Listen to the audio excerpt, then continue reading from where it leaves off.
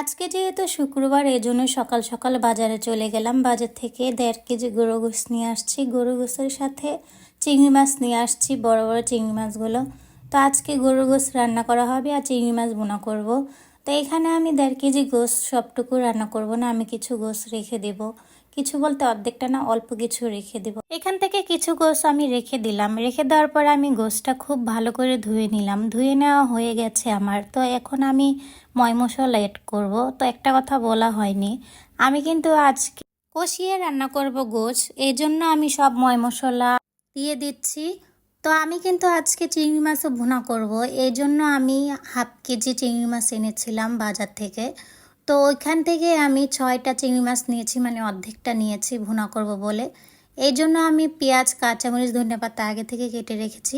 ওইটা আর কি পরে বসাবো, রান্নাটা আগে গোশটা বসাইনি। এইদিকে আমার কথা বলতে বলতে আমার গোশটা রেডি হয়ে গেছে। আমি এখন ভালো করে কষিয়ে নেব চুলায় বসিয়ে। তো সবাই ভালো থাকবেন, সুস্থ থাকবেন। আল্লাহ হাফেজ।